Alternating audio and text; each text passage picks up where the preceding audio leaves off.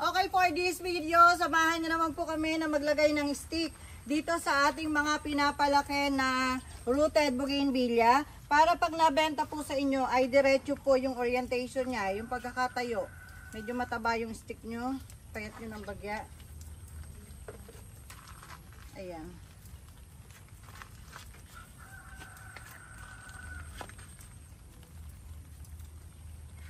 O pwede mo nang ilapit dito at tingnan mo kung paano ginagawa. Kung saan po siya, kung alimbawa nakagawid siya, dito yung sanga niya, para dumiretso, dito nyo stickan. Sa una, pangit ang itsura niya kasi natatali yung sanga niya. Pero pagka po, after 1 week, aayos na yung mga ano niya, mga dahon, aayos na yung dahon niya. Kapag umayos yung dahon niya, maganda na siyang tingnan. Yan, tingnan mo yung ginagawa nila. Tapos pakita mo yung mga naka-stick na. Yan, sample ulit to. Dito nakapunta isa nga. Sige, ganun natin.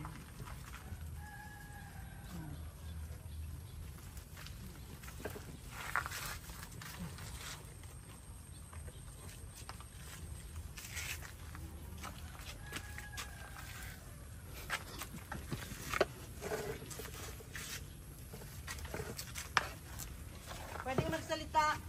Smile ka, Ate Juby. Magsalita ka, Ate Juby. Hello po. Paliwanag nyo na kung ano ginagawa nyo. Ito po ang paraan para maging matuwid ang ating mga halaman. Matuwid. Para bang tumuwid ka? Sa ayaw sa gusto may tumuwid ka. Kailangan pala, hindi lang tao tumutuwid. Kailangan pala pati halaman nakatuwid din. So para nakatuwid yung halaman, dapat lagyan ng stick.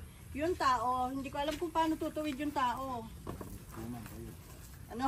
Paluin mo ng stick. Paluin mo ng stick yung tao para tumuwid. Ay nako, malaki na yung anak ko. Paano ko papaluin ng stick? Ayaw tumuwid. Yan, maganda siyang tingnan pag naka-stick siya. Yung mga sanga niya, lalo na yung sprout niya, nakapaangat, parang pagawi sa sunlight. Kaya mas madali siya namumulaklak pag naka-stick. Tsaka maganda yung forma niya. Narinig pa kaya ako dyan. Magsalita ka daw, ate Yubi, ikaw ang pinakamalapit dyan.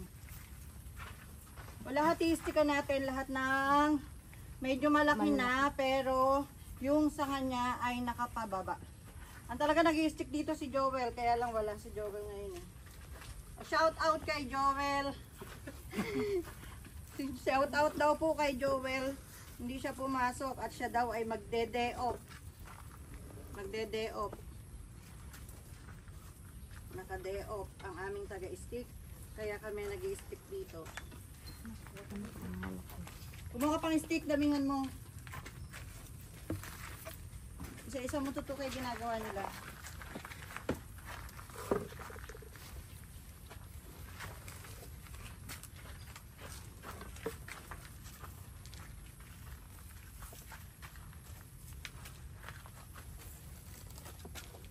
Talaga ano na, stick na. O, bagsak na yung ano, yung sanga.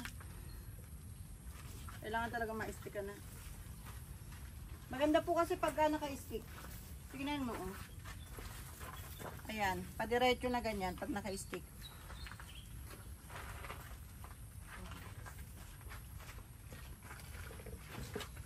Pag pumasok nga si Joel, pakaririn mo muna yung pag-i-stick. Yariin muna niya pag-i-stick kasi nakakalaki ng ano eh, bagsak eh.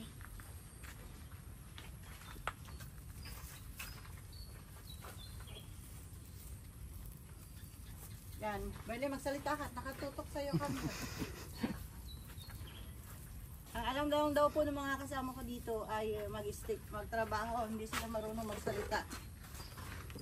Hindi na ibiya po sa camera. Oh, ikutin mo isa-isa. Ito po yung aming mga ibinebenta sa inyo na small size rooted bougainvillea. Kasama rin po yung mga nakahang na to. pinalalaki, pinahahaba bago i-live selling. Yes po, nagla-live selling po tayo sa ating Facebook page na Royal Garden of Bougainvillea every Wednesday and Thursday. Yan, wag kayo sumisira sa araw ha. Every Wednesday and Thursday. And then yung courier po natin, LBC Express po nationwide. And Victory Liner Drop and Go. And pwede rin pong pick upin nyo po dito sa garden kung may time po kayo. Or pwede rin pong pa-pick up nyo sa Lalamove tsaka Transportify.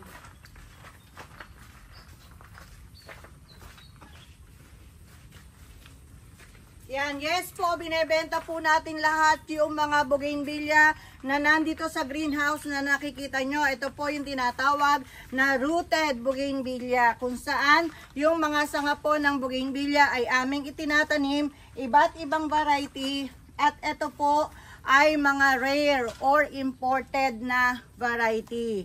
Binebenta po natin yan sa ating Facebook page na Royal Garden of Bougainvillea. And then, if mag-order po kayo, ipapaship po natin via LBC sa buong Pilipinas. Yes po, buong Pilipinas lang po, nationwide po. Wala pa po tayong inter-island shipment. Yan. Pwede rin po kung meron pong malapit sa inyo na Victory Liner Drop and Go, pwede po nating ipadala doon. At syempre po, payment first po tayo. Via GCash po ang ating mode of payment. GCash and Palawan Express, and then bank transfer via BPI. BPI Bank. Yan. Iba't iba po yung variety na makikita nyo dito sa aming greenhouse. Pwede po kayong mag-visit dito para personal ninyong makita. Pwede rin po kayong order online. Directly message lang po. Kanina may nagtatanong paano po daw mag-order. Message lang po kayo. At i-assist po kayo ng ating mga admin. Sila po yung inyong makakausap at tutulungan po kayong makapili nitong ating mga bougainvillea. Sa ngayon po, kung napapansin nyo, wala pa po silang mga bulaklak kasi po mga baby pa sila. Or ito yung mga tinatawag na bagong tanim or bagong propa. Pagdating po ng summer, yan po yung mga namumulaklak, makukulay na bulaklak ng bougainvillea.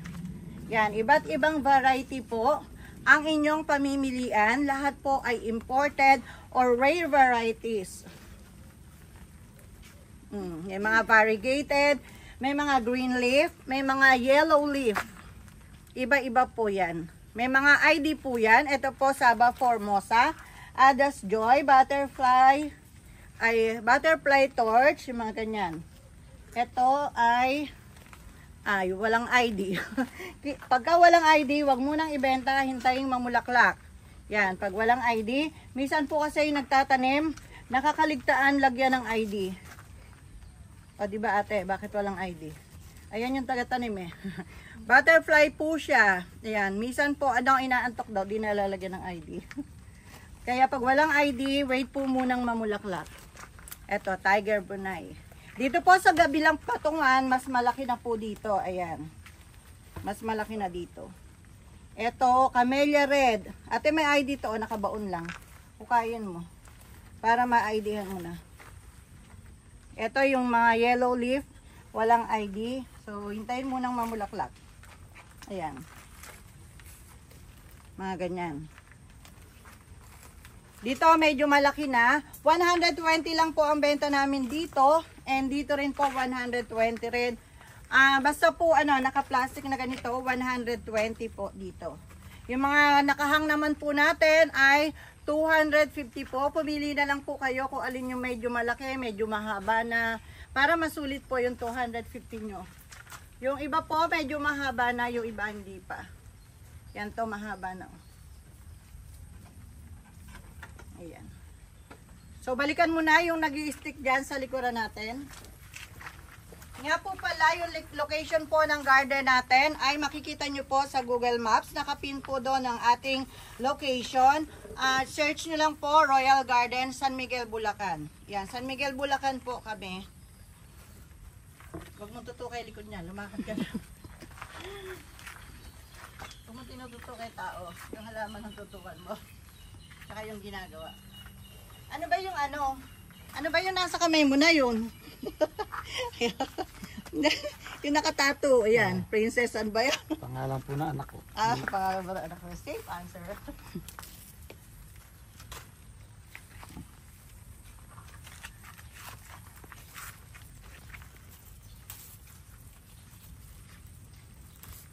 Tabi-tabi naman na rin nag-iisip na hindi man yung ano.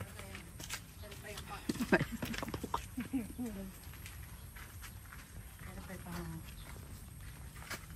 Ganito po yung ginagamit namin pang stick, oh. Mga kawayan. Meron po kasi kaming kawayan sa likuran. Doon po kami kumukuha sa likuran ng kawayan. Kaya hindi na po kami bumibili. Tiyagaan lang po sa ano tawag dito? Pagkayas. Pagputol sa puno ng kawayan, then pagkayas. Tiyagaan lang, ayan.